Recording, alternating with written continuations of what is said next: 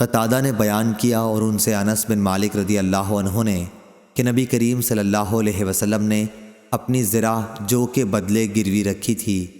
ایک دن میں خود آپ کے پاس جو کی روٹی اور باسی چربی لے کر حاضر ہوا تھا۔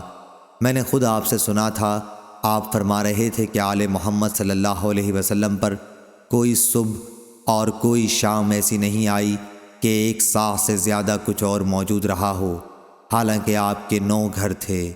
صحیح بخاری حدیث نمبر 2508۔ اعمش نے بیان کیا کہ ہم نے ابراہیم نخعی رحمہ اللہ کے یہاں قرض میں رہن اور ضامن کا ذکر کیا تو انہوں نے کہا کہ ہم سے اسود نے بیان کیا اور ان سے عائشہ رضی اللہ عنہا نے بیان کیا کہ نبی کریم صلی اللہ علیہ وسلم نے ایک یہودی سے غلہ خریدا ایک مقررہ مدت کے قرض پر اور اپنی ذرا اس کے پاس گروی رکھی تھی۔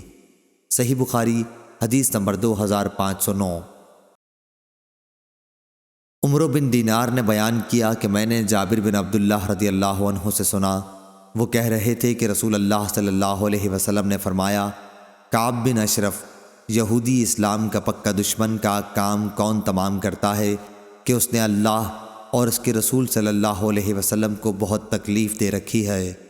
محمد بن مسلمہ نے کہا کہ میں یہ خدمت انجام دوں گا، چنانچہ وہ اس کے پاس گئے اور کہا کہ 1 یا 2 وسق غلہ قرض لینے کے ارادے سے آیا ہوں۔ کعب نے کہا لیکن تمہیں اپنی بیویوں کو میرے یہاں گروی رکھنا ہوگا۔ محمد بن مسلمہ اور اس کے ساتھیوں نے کہا کہ ہم اپنی بیویوں کو تمہارے پاس کس طرح گروی رکھ سکتے ہیں جبکہ تم سارے عرب میں خوبصورت ہو؟ اس نے کہا کہ پھر اپنی اولاد گروی رکھ دو۔ انہوں نے کہا کہ ہم اپنی اولاد کس طرح رہن رکھ سکتے ہیں؟ اسی پر انہیں گالی دی جایا کرے گی کہ 1-2 وسق غلے کے لیے رہن رکھ دیے گئے تھے تو ہمارے لیے بڑی شرم کی بات ہوگی، البتہ ہم اپنے ہتھیار تمہارے ہاں رہن رکھ سکتے ہیں۔ سفیان نے کہا کہ مراد لفظ لامہ سے ہتھیار ہیں۔ پھر محمد بن مسلمہ رضی اللہ عنہ اس سے دوبارہ ملنے کا وعدہ کر کے چلے آئے اور رات میں اس کے یہاں پہنچ کر اسے قتل کر دیا۔ پھر نبی کریم صلی اللہ علیہ وسلم کی خدمت میں حاضر ہوئے اور آپ کو خبر دی۔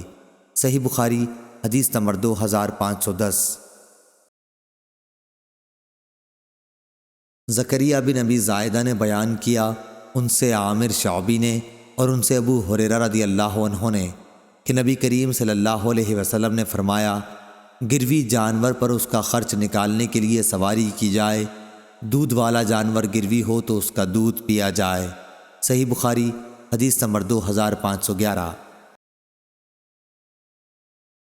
زکریا نے خبر دی، انہیں شعبی نے اور ان سے ابو ہریرہ رضی اللہ عنہ نے بیان کیا کہ رسول اللہ صلی اللہ علیہ وسلم نے فرمایا، گروی جانور پر اس کے خرچ کے بدل سواری کی جائے۔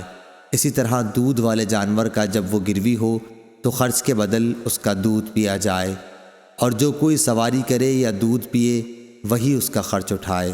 صحیح بخاری حدیث نمبر 2512۔